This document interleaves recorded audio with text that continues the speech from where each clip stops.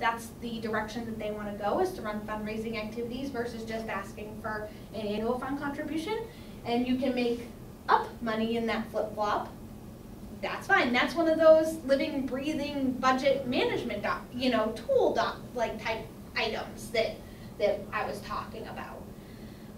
And like I said, yes, it looks like you're behind budget, but I think a big portion of that is made up of what's going to be large one-time contributions, which can come in at any time. And that's an existential question of nonprofits. How do you budget for those type of things? And it's hard, and you really can't. What is the only thing fixed is the state per pupil aid, right? That we can count on every year? Yes. Yeah, that's a set amount, and then that smaller, what we consider bonus, really. I'm sorry, I'm just a mom, so I don't understand all this stuff. Now, when I read in the charter that we have to show that we're sustainable, does that mean we have to make ends meet on just the state per pupil aid? No. It doesn't. No, you can. We're allowed to bring in the other stuff. So that a charter school gets the per pupil aid under their charter. Right. Now you're also organized, which I know I've explained this, and from an accounting perspective, in an organizational standpoint, we look at the organization as a quasi-governmental unit. Yeah. So they're allowable under the Department of Education. You're chartered under the Department of Education, but you're also a 501c3 nonprofit organization, which means you can. So is there a school out there? No. Yeah, public schools? Public schools, yeah, are 107 something, BA. They used to stop on the charter schools, but they don't anymore. Different accounting laws. Oh, okay. Yeah, so, well, and as a governmental organization, you also can receive contributions, but I think it was really the reason that a lot of the charter schools were organized as 501c3 was better donor relations. So donors understand what a 501c3 organization is. They're a public charity. That's what people know, that they know, savvy donors know to go online and pull the Form 990 and they can see what's happening.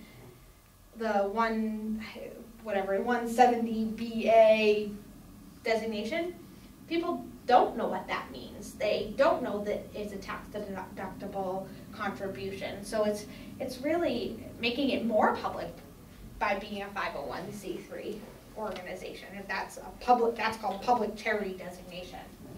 And as I said, I'm pretty sure the only thing that charter schools can't do to raise funds is charge tuition, because that's what those per pupil aid dollars are. Are they or the big difference between that is tax. Yeah, they can't tax, so they have no taxing authority, and that's the difference, and that's why they wouldn't be a government organization, because they have no taxing authority. Good. Or charge tuition. Yeah. That's just a New Hampshire law, whereas that's an actual. And the tuition can be charged for summer school, additional services, after school, and then full day kindergarten versus half day. So basically you can't charge tuition for anything that the state is already paying you to do, right, but anything they're not, auxiliary stuff you can. The whole room is full of enlightenment. Thank you all. That's great. Yeah, it explains a lot. And salaries we looked at, and that's on that schedule in more detail.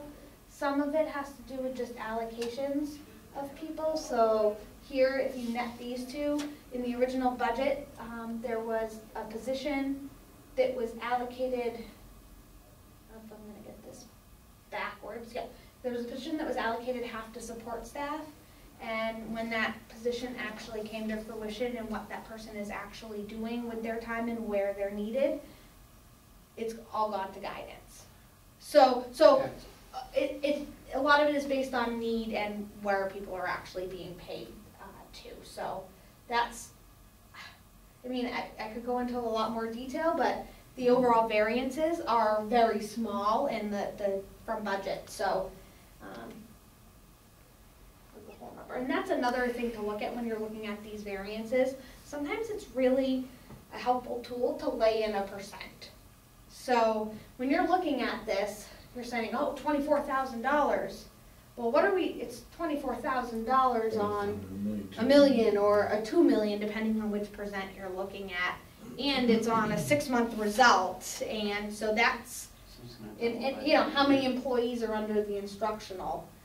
That's basically what, $1,000 an employee, so that's a quarter of a pay period, so you have to. But where our budget is so much smaller, that 24,000 is gonna become 48,000 plus 49,000 by the end of the year. But it might not. If you track the way you're tracking. Salaries, we employ all of our teachers on one-year contracts.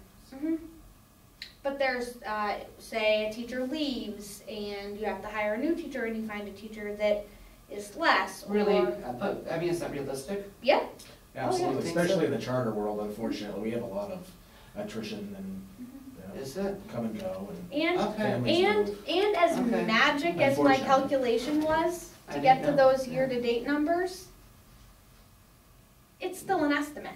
Mhm. Again, that's the whole, as much as people like to think that accounting is black and white, there's really very little about accounting that's black and white. I would love it if it was, it would make my job a whole lot easier.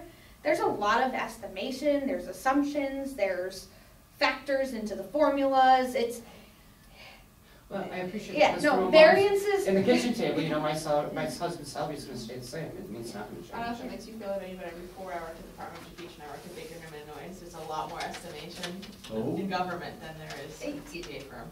Wow. So, One thing that makes you, I don't know if it'll make you feel better or not, but when you asked about the sustainable on the, Charter, yeah. sustainable on the cost, the state money loan, not a single charter school is. Every single charter school Right. is raising money and through other available options. Your average public school is educating a kid at $15,000 per pupil.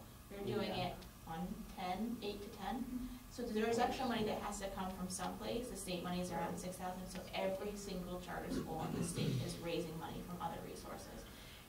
When the charter school goes to the state board to present to open, they give the state board a budget.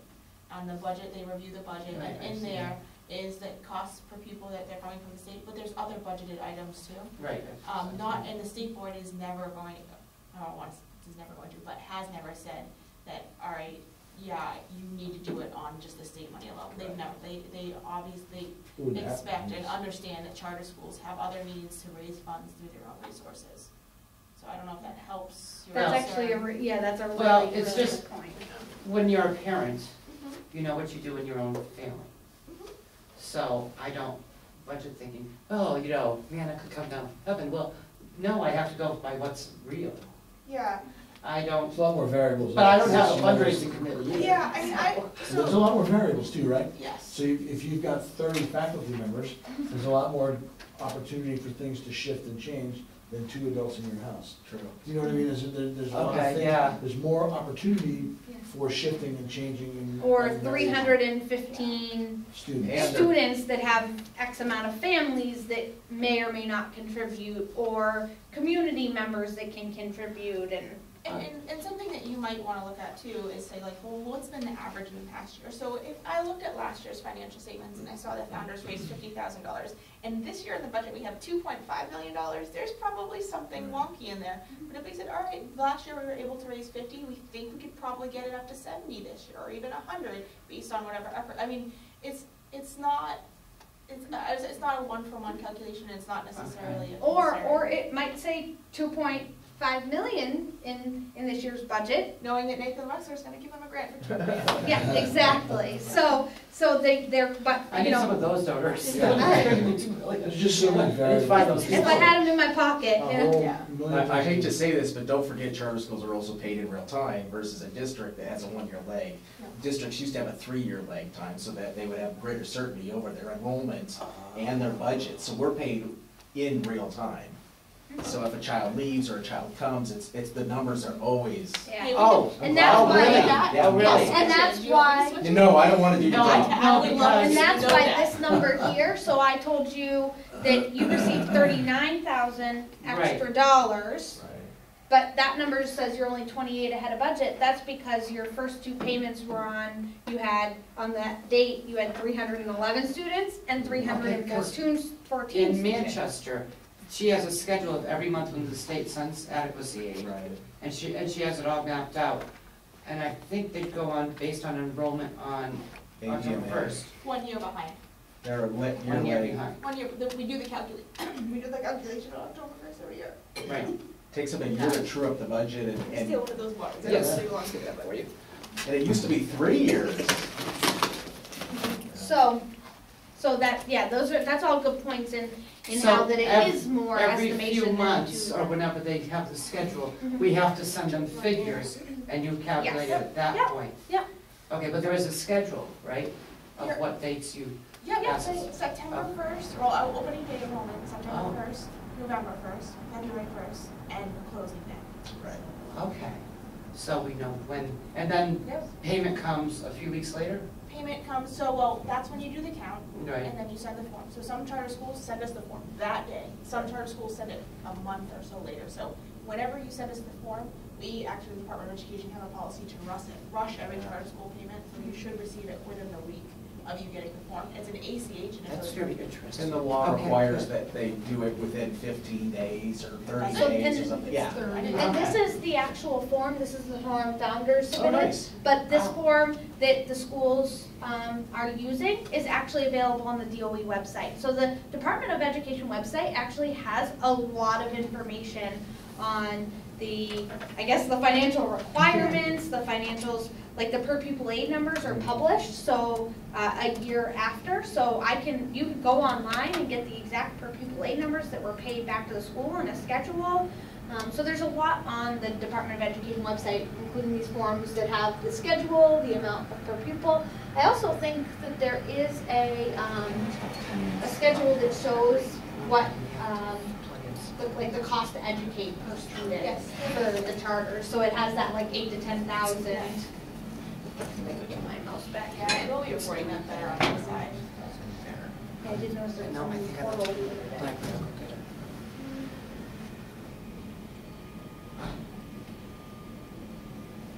Right.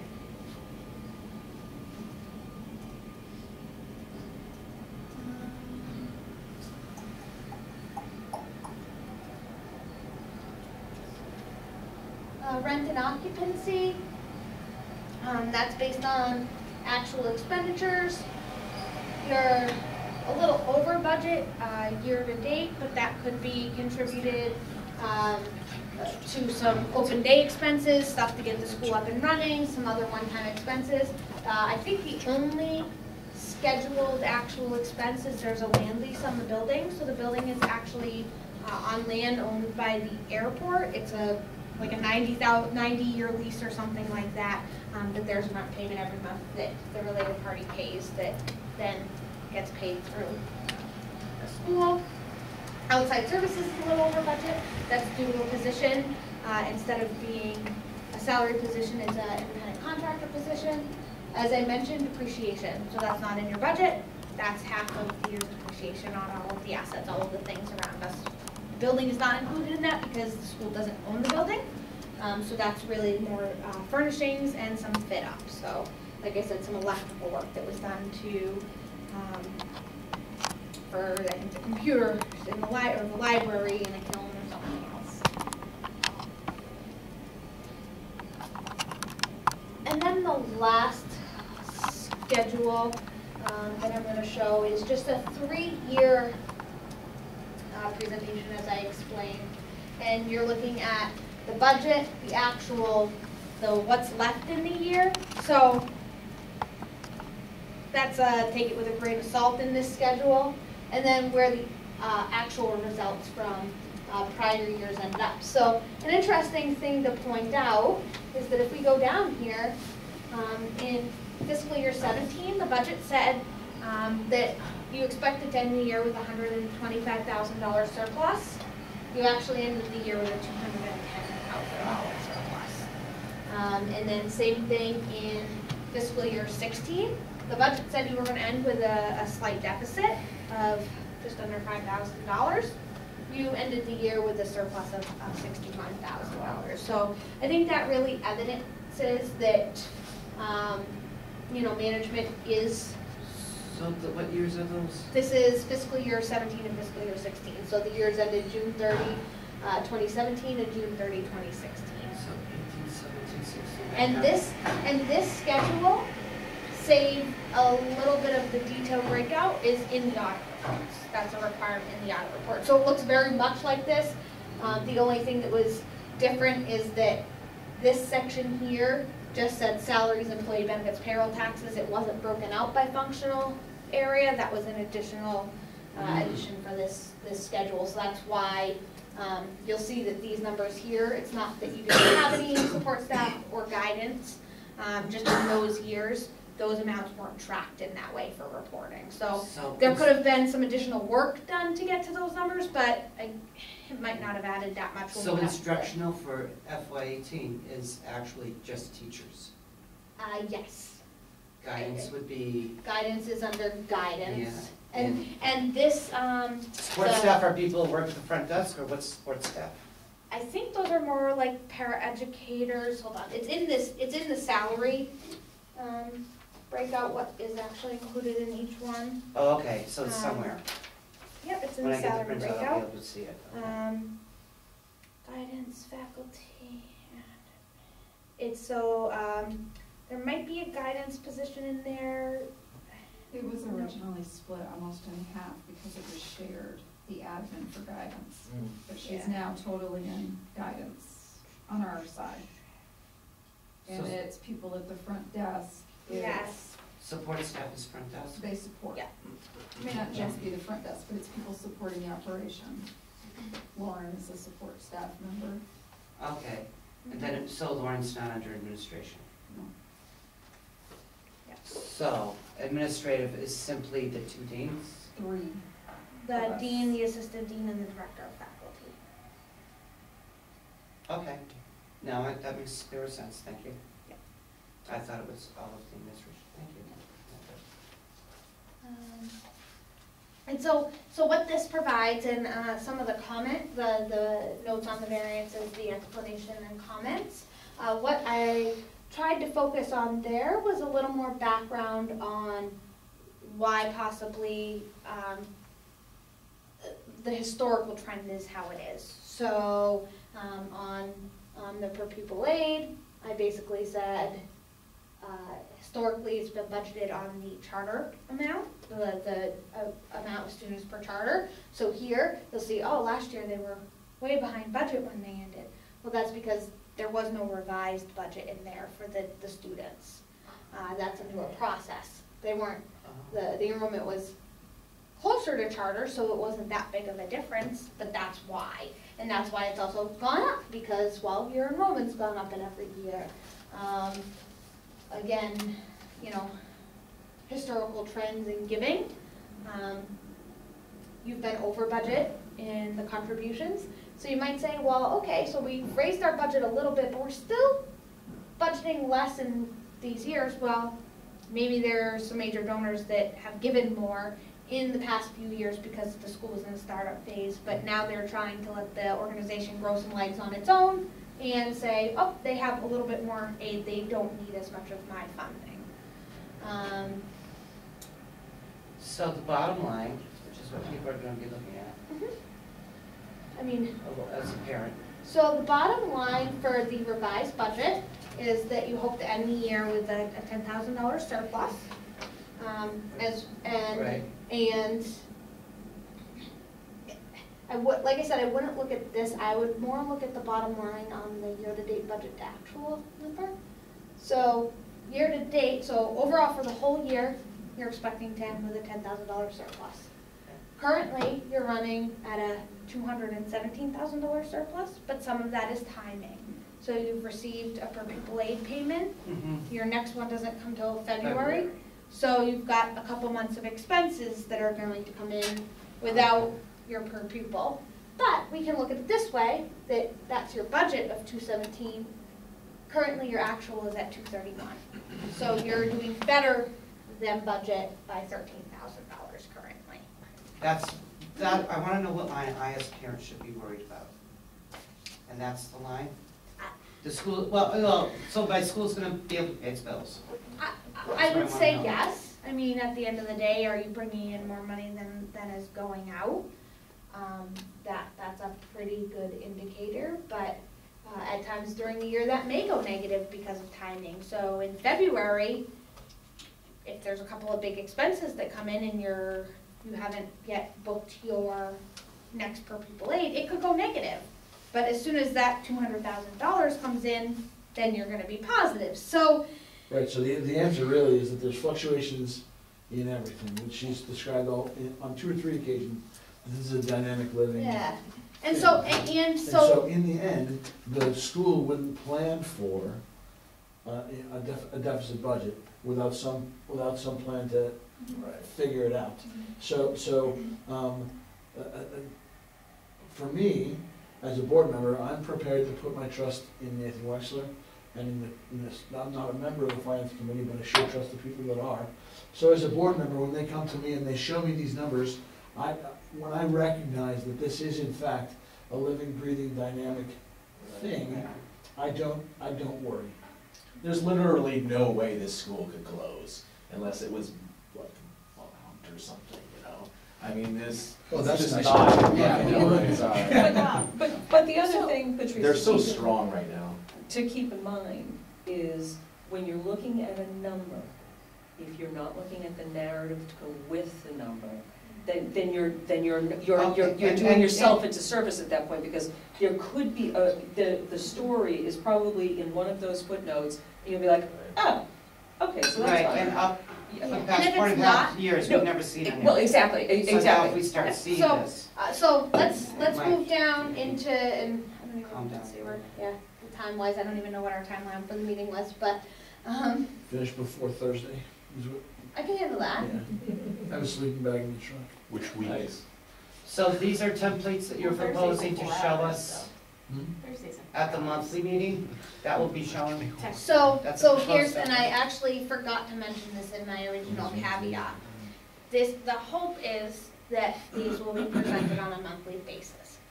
Currently, the reporting, I'd say the reporting software and package does not, this isn't something that you hit a button and it spits out. We're hoping to be able to get it closer to that, but it does take some, as I said, some massaging and fitting and some manual work to get it into this format for presentation currently. So it is a manual process. We've offered to, our audit software that we pay a lot of money for has a little bit more of that automation capabilities. So I can take those ingredients that were at the top and I can import them in, and with a little bit less massaging, they can link into our software into that Excel template. So, the So- software we pay for it here at the school. We pay for Redeker, Yes, and that's the county software. yes, so you have the Redeker accounting software, and with some setup to do this, but I was just playing around with it the other day when I was here to see what the capabilities were and how easy it was to use. The reporting component has the ability, but it's quite complex. So there's, I remember back in my, I think it was my second or third internship, I was at one of the state departments. I interned with the state audit division, and there was a person that all they did was use the software called Crystal Reports. Oh, That was their whole position, was someone would go to them and say, I need this report, make me a report that does it. I'd say that the back-end Redeker reporting function is similar to that. So can we pick up the phone, call Redeker and say, this is the report we need, can you? I think that's already been done, and I think that's not necessarily a service that they offer. I still don't think it's a lost cause that it will be able to be done. I've got a few other ideas on how to do it. I just think it's going to take a little bit to get there. Everything, it's a process.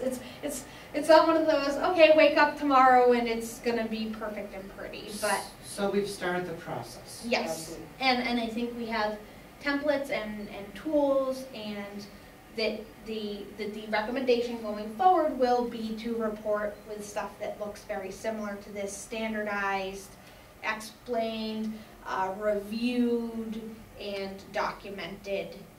And this looks pretty good and more like what I was looking for. Now, I'm gonna ask the question that every mom's gonna wanna know. So when you start the process, when we finish it, what's realistic? I would like it done yesterday, but you be realistic and tell me, when can I expect? By the end of the school year? Expect what? To have all these things in place so it can be done by whoever's here, without Ashley's, so that it can be automated. I'm not sure. I haven't given it enough thought or. And wouldn't you have to give them a proposal, the board, to say, I mean, it's ROI, right? What's our rate of return on this investment? Are we gonna make this investment to do this? Is it worth it to us to do this? And they would have to know how much it's gonna cost. Right, and with all due respect, Patrice, I would question whether every mom is gonna ask that question. You know, I Well, don't think it's, you I can, don't think it's on the but hearts it and is a minds right of- to know request, and I would hate to have to put the school through a right to know request every month, just to get financials. I think that you will be receiving something. Okay. I think that is going to be the standard going forward, that you will be getting something. It might not look exactly like this, but I think this is, you've got it, these documents with the explanations at a halfway interim point, and the process will be going from there. And I'd say it's going to work to be a continuing improvement, is the goal. Okay. So just one thing, just so I don't want to be false hope, so a right to know request is for existing documents, Right, so you can exactly. force somebody to create. But I new can ask for documents. the current figures, Yeah, and then I can manually come up with a document, you know?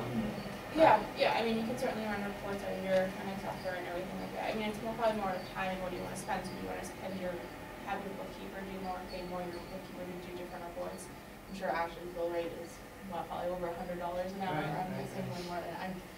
So, You I can- you had can ask Ashley's- her. Yeah, she's in the Yeah. private sector, she's Yeah, gonna be getting but, good money. I'm sure her bill is, Yeah. very high, so, I mean, it's just more of a, kind of the cost you wanna incur and. Yeah.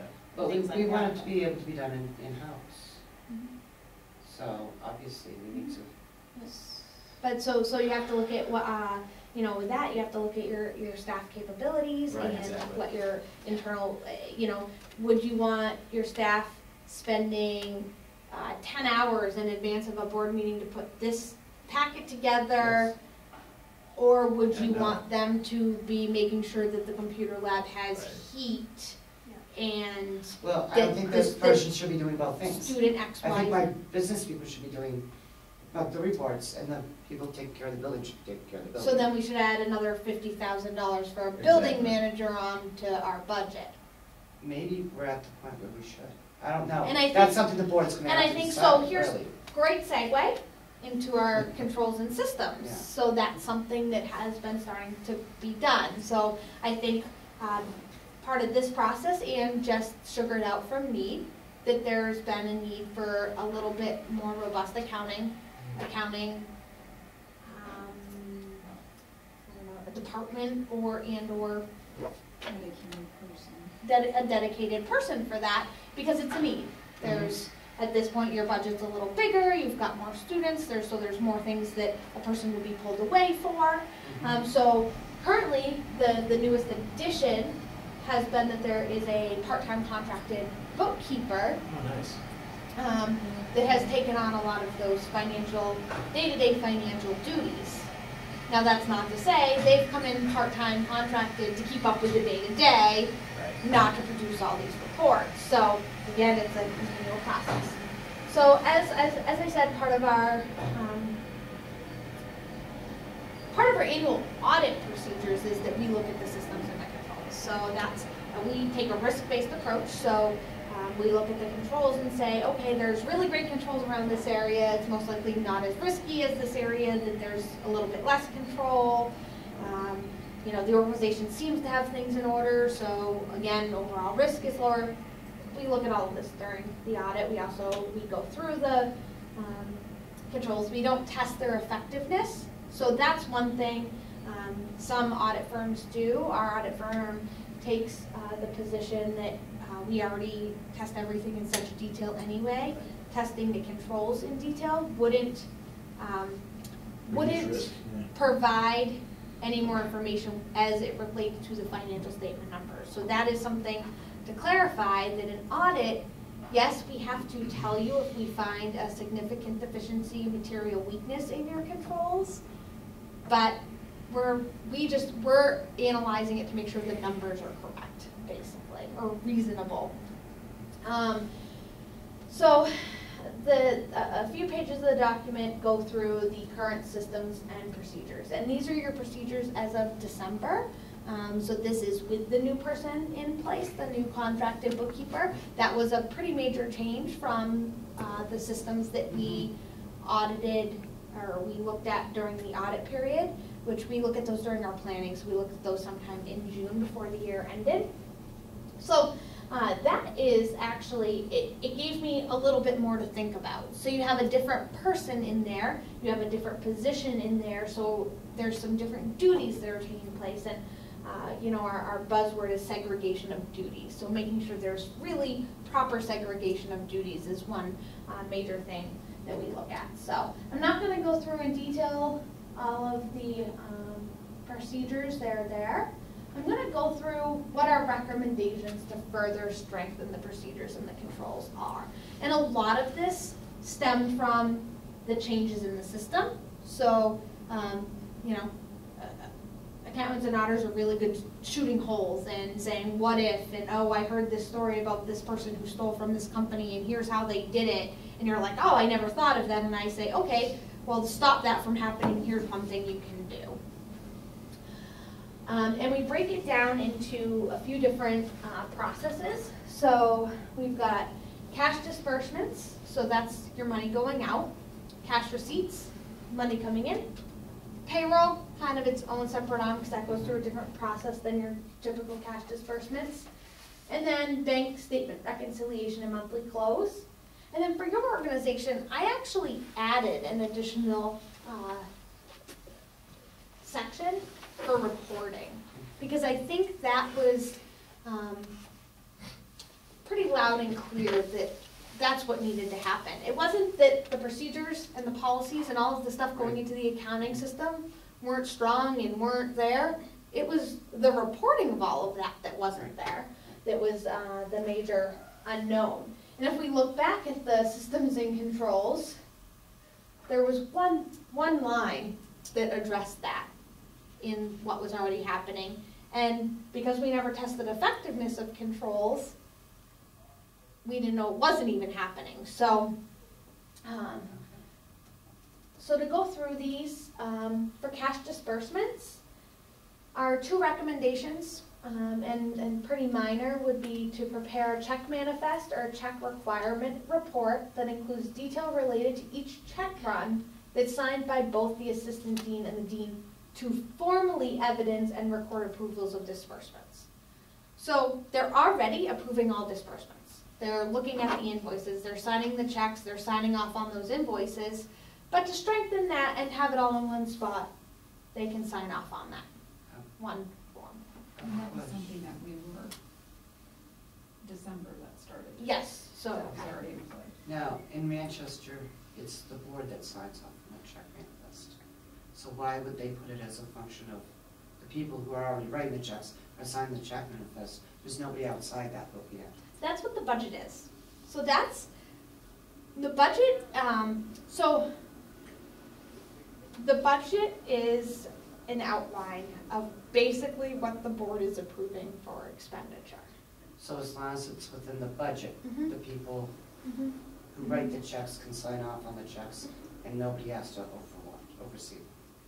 And the oversee is in the larger, not in the day-to-day. So by hiring management, so the board is the bosses of the management, I guess is Right. how I would look at it. They're the governing body, per se.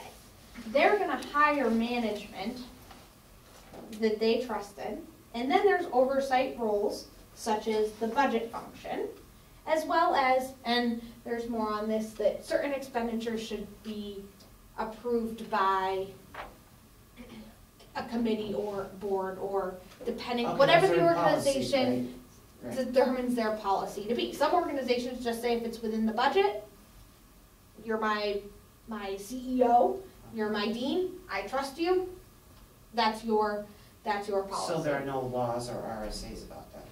I'm not a lawyer, so Yeah. nothing that I know of. I would assume they have some sort of policies that says if you spend over X amount of money, you have to come to the But, board. so it doesn't have to be like Manchester always has to, the finance committee has to sign off on the check reimbursement. There's no RSA actually about that. No, 'cause- Okay, great.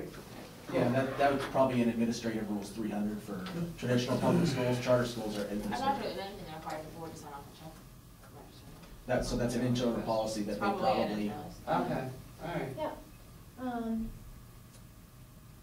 And there's checks and balances to make sure that they can't sign checks to themselves. So currently, check signing ability lies with the dean. And there's a function called custody and control. So the dean has check signing ability. So, okay, yeah, the dean could write themselves a check. Guess what? That's gonna get noticed when the assistant dean, who can't write themselves a check, reviews that bank statement for the reconciliation. And it's further gonna get noticed when the bookkeeper, who really doesn't know anything about all of that, goes to enter it into the system. Many I'm not times, gonna say anything about so many times, so I'll give you a good fraud example. You read about it in the newspaper all the time. So-and-so's daughter-in-law wrote themselves checks and stole $200,000 from their ex-father-in-law's construction company. You know what was happening there? That daughter-in-law, the ex-daughter-in-law, was writing all the checks, getting all the bank statements, doing all the recording, doing all the financials, and saying, here, you've got $100,000 in your bank this month. This system, it'd be hard pressed It for would take someone to be collusion. able to do Yeah. that. It would take collusion too. And that is an inherent risk in the world. The more people, Not likely. the more people you have looking at things, it gets less and less. Currently, you actually, for an organization your size, have more people in that process and doing more checks and balances than most, I would Even say. Even for a group this size that's using taxpayer dollars of monies? Yes, I would assume. yes, it is, Really? because you're a small organization, you don't have enough payroll to have more people in there. And I look at it as, what happens when someone starts stealing, usually how it is caught, is someone's having trouble paying a bill. You know, I'm doing all this work, why aren't I making any money? I'm doing all this work, or we're getting all these students, why can't we keep the lights on? That's how it gets caught. So when I look around here and I see all of the things the school has, the lights, the heat, is there really a risk that a large sum of money is ever gonna make it out? Is making it out the door is ever? You've got everything. Yeah, if you were starting to have trouble paying the bills and you knew that they really couldn't afford something, then yes, maybe start asking. But you also have to caveat that with, this is a startup organization and they're gonna try to save money where they can, and so they may ask their students to bring their own devices because they're not gonna be providing those. There's other items because as she mentioned, a traditional public school has $16,000 per pupil to provide all of those things. A charter school has 10,000. Actually, all of the It's ones, actually 5,000. well, it's 69 provided by the state. With what they've raised, I think it's between 8 and 10. But remember, parents are constantly asked for money. So we, probably more so than a public school, a city Well, of school. course. We're gonna say, why? It's- What do you need it for? It's because Don't tell me it's to pay your own salary because I'm not interested. It's You know, so because- we wanna know where our money's going already and why you're asking for more. It's because they're only getting the state dollars, so they're getting 69 of the Right. state, from the state, whereas a public school in Manchester is getting I think, is it more than 69? Not from the state, Okay, from their but then, local and then the taxpayers, local yeah, government so- piece, Yeah, so yeah, that, yeah. you know, however many per thousand that you pay in your But local Manchester's taxes. about 14,000. So- Federal and state. Yeah, so that's the reason, is that it's about half. And then, so, I'm gonna keep going just Well, for, and just one, so another control that you have too is you have an annual financial statement audit. So I mean, that isn't the bad side of things, but you have auditors that go through, and then in part of their audit process, they pick random set expenditures, and they're looking through that. And so a lot of, when she's talking about the fraud in the small businesses, typically, they also don't have an auditor Right, that's looking at. exactly. So that audit that they're doing is not a fun process to go through when you're with the person that is on the other side of it, because of the amount of things that they look at, and the amount of requests and documents, and they're looking at payroll registers, and they're looking to see, oh yeah, did we actually pay this person $1,000? And now look back at their contract, yep, we should have paid them $1,000. I mean, they're doing a lot of work on that. So that's a really good control that the state makes all of charter schools have. We make every charter school get an audited financial statement, which is. But do you understand that there has never been here a presentation to parents, that parents can understand where kids can ask questions? So this is the first time we're getting I something mean, like well, I mean, this. we sit down every year at the. And you never university take audit. questions from parents. Well, that's not me, that's the Right. board, So that's what I'm saying, if we had a monthly thing and it was all laid out, there would be more answers to more questions and less. But I think as we discussed, the cost benefit Yeah, of it's doing it not on a worth it. monthly basis. I mean, Right. for me to be here tonight, honestly, as much as you said, you know, Nathan Wexler is contributing, $2 million.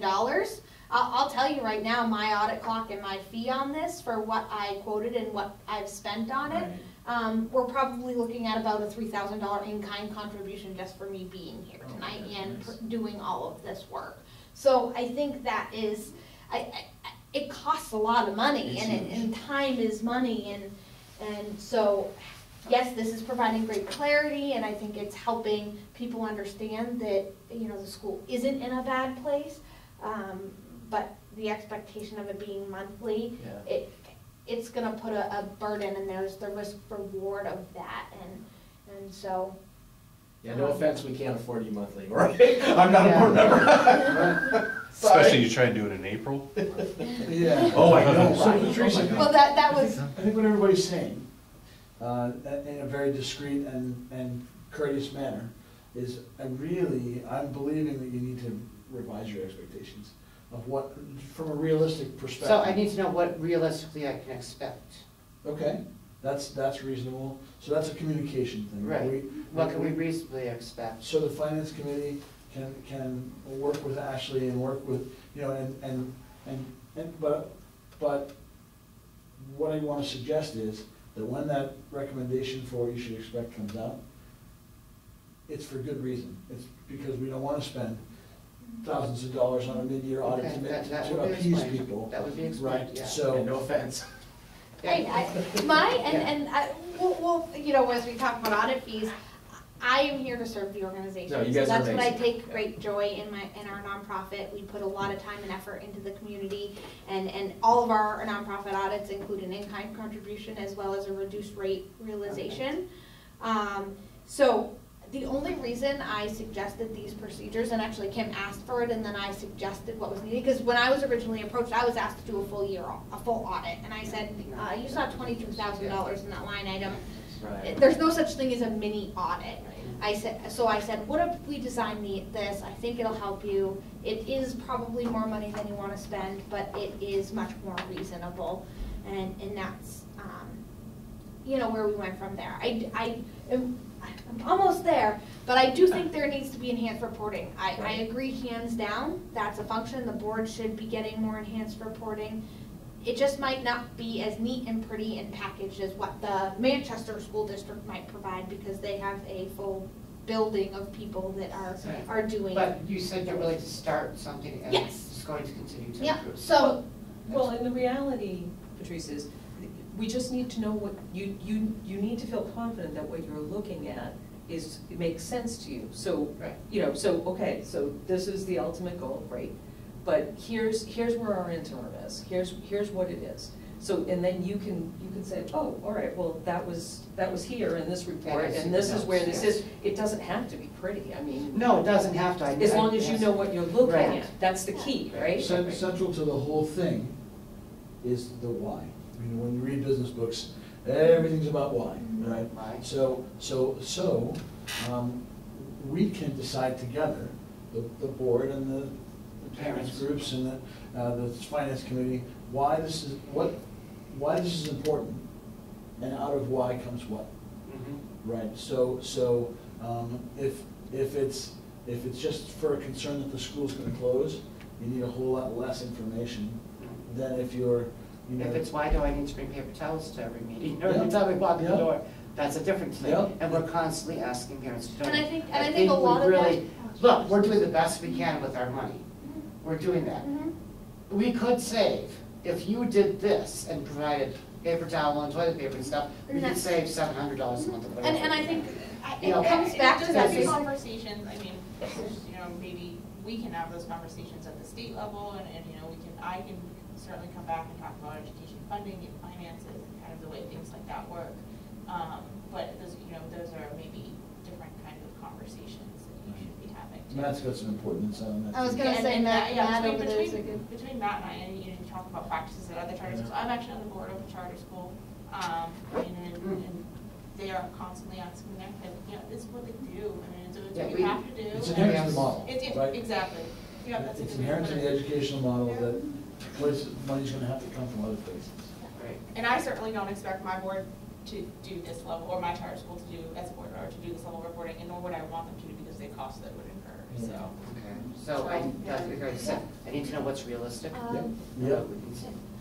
So I'm just gonna try to breeze through Try some to more of get these through just them. to, for cash disbursements, discontinuing use of a debit card to and obtain a credit card in the name of the academy for better protection of the bank account. This is very common. You have a debit card, sometimes it's hard to get a credit card, even if it's secured, when you're a new startup type organization. The only reason we recommend it, there's systems and procedures around the use of the debit card right now, but should that number get into the hands of the wrong person, they have direct access to your bank account funds versus a credit card, which offers a little bit more protection. You don't lose that cash right away.